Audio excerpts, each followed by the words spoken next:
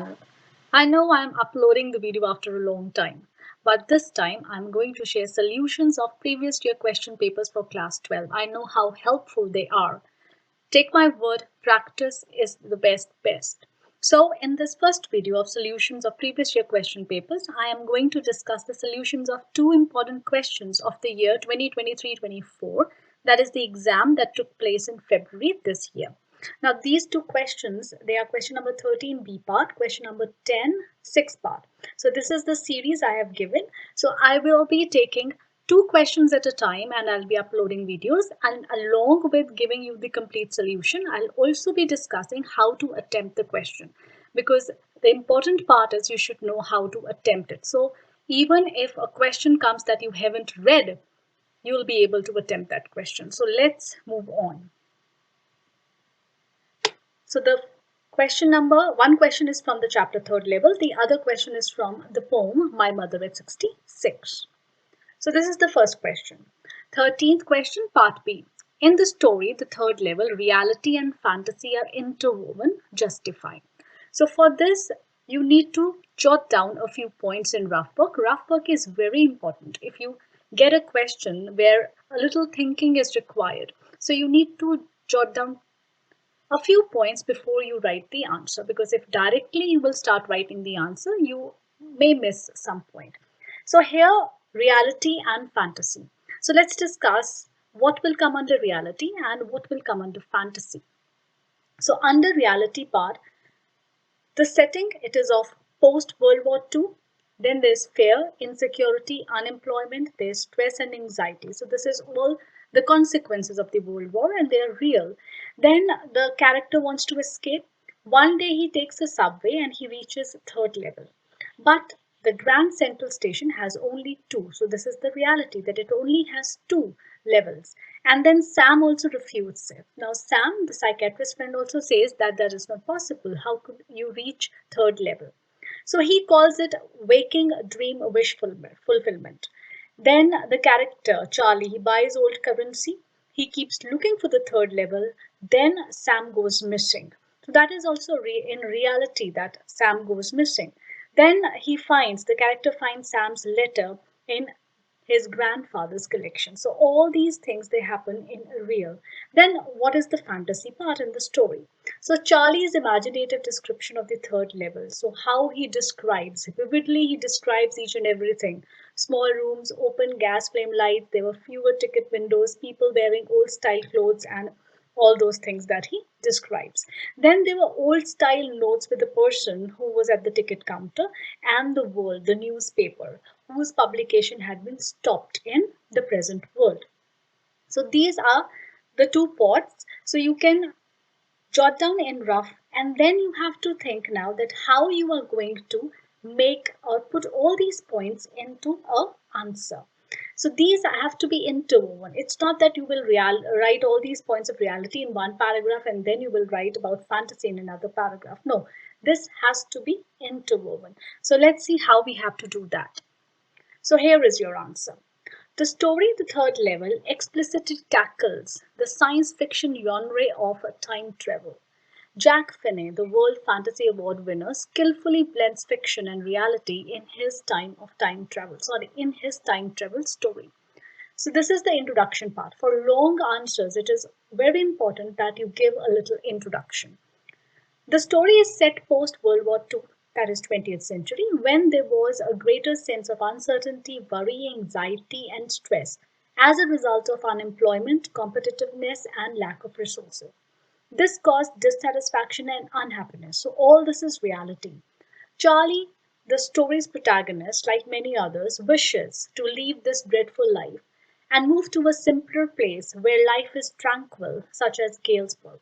So like Charlie, many other people might also be wishing for the same. So this is also real. There's nothing wrong in wishing for such a thing. He walks to a Grand Central Station to catch a train back home, but he wanders into a 3rd level. So this is what happens with Charlie that does not happen with all people. So he wanders into the 3rd level. However, in reality, Grand Central Station has only 2 levels. So you can see the words that I've given in different colors. So here you can underline in your exam when you're writing the answer, you can underline these important points.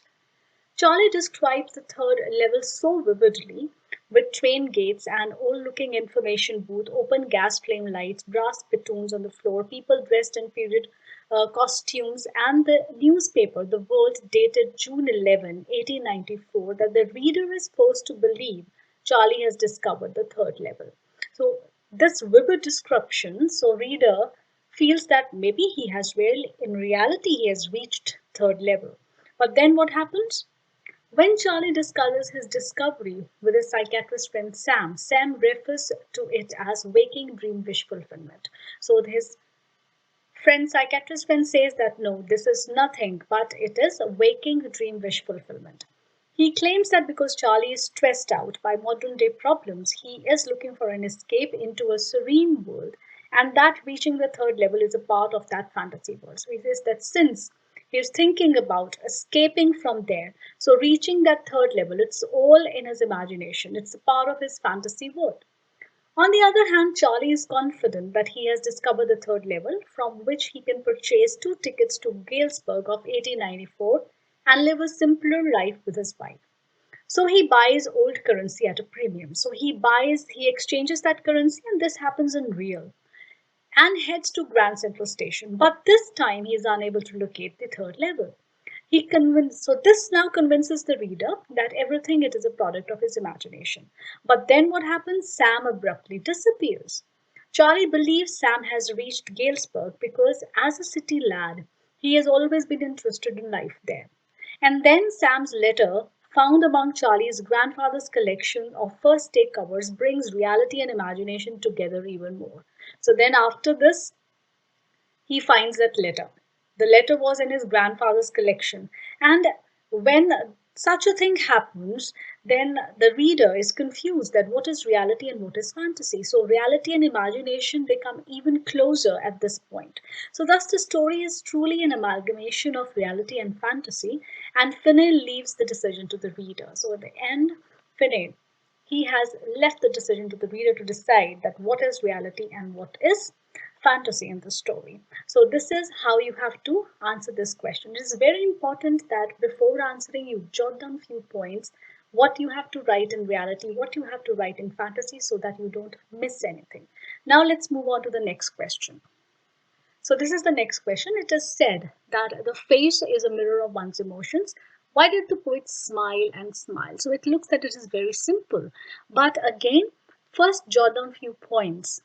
Do a little rough work, even for short questions, and you won't miss any point.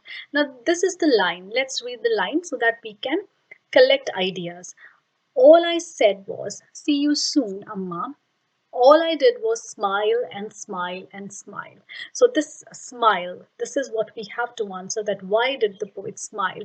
So the first question comes that what are her emotions at this time? Sad and melancholic? There's sudden realization, and because of that sudden realization that her mother has aged, there's fear. Then there's sense of guilt also, and there is helplessness also. So, but even though she's going through these emotions, she smiles, and we have to give this answer why. So why? Because she is trying to hide or conceal something. She puts up a brave face, and she hopes against hope. So this is how now we are going to write our answer. So just jotting down few points makes it very easy to frame an answer. Now let's go on to the answer. This is the answer. So it is true that a face reflects one's emotions. As a result, in an attempt to hide her sadness during the airport security check, the poet smiles and looks back at her mother. She attempts to conceal her overwhelming emotions as she realizes her mother has aged. Her childhood fear of losing her mother surfaces once again. She is worried whether she'll be able to see her again. She feels guilty because she is unable to care for her mother in her old age due to her own duties. Despite her emotional turmoil, she maintains a brave face and smiles, reassuring herself and her mother that she will see her again. So all the points have been covered. So again, you can underline important lines like I have given it in different color so that you don't miss anyone and the examiner reads all the important points that you have written in your answer. So like this, you can frame your answers and we will be practicing one by one all important questions so that you can prepare well for your exams. So thank you and subscribe for more. Share this video so that my channel can grow and it will be a motivation for me to keep on posting such solutions. Thank you and bye for now. Happy watching.